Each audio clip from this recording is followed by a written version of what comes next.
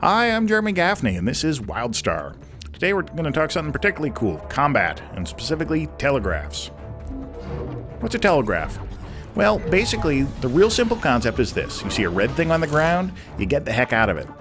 And these red things come in all shapes and sizes, because we want you to react to them in different ways, sometimes by dodging in and out of them, by interrupting the spell that's going to happen, or that incents you to maybe attack something from behind or to have a different pattern of movement while you're fighting. Like if you're a melee guy, you gotta back off from this guy or interrupt the attack. Some of these things are spells that do more damage the longer you stay in a zone, or they do crowd control and kind of knock you over. The effects are all sorts of different things, from modifying the battlefield with poison gas, or causing big spike traps to come out unless you run directly at a monster.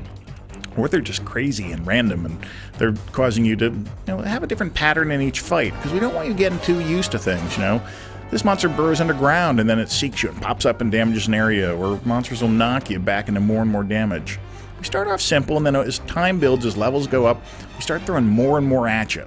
Just cool stuff, in combinations, so that if you get used to one attack, now all of a sudden it's going to mix in some new things as well, so that there's always a challenge for you. A lot of these things are kind of environment modifying. This guy's laying down a poison cloud or dropping honey on the ground so that the area is going to slow you and it's going to spread and cause a very interesting battlefield, especially as you fight in higher level combats or fight against lots of monsters at once. You can imagine the battlefields get very complex with positive things to do. Maybe there's poison mushrooms and you set them off and it's going to damage all the monsters nearby.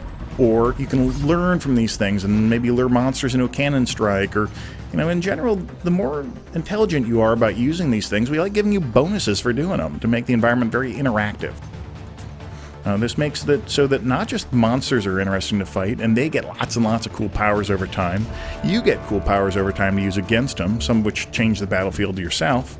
But also the environments are very interesting to fight in. So now group combat becomes quite interesting. You fight a whole bunch of monsters at once, you can rack up a ton of bonuses. Lots of different things to evade. Multi-kill, double kill, triple kill. The more skillfully you fight, the more benefits you get in it. It's one of the sort of basic contracts we make with the player. If you're a really skilled player, we're going to give you extra rewards for this as you learn things. Because we have a really simple philosophy. We want you to get in the game and have cool, fun combat from the start. It's a little different than what you've seen before. And then we want to build on this over time so that there's all sorts of variety.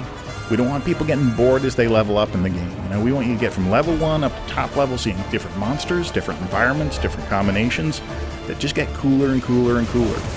We want to pay off this combat in PvP so that PvP becomes very interesting as you see all the different player attacks and player telegraphs going off. We want group combat to be really cool, so you're in a raid, and now all of a sudden you've got different combinations of your attacks and how your friendlies are lining up, how the enemies are lining up, to make for cool combat start to finish.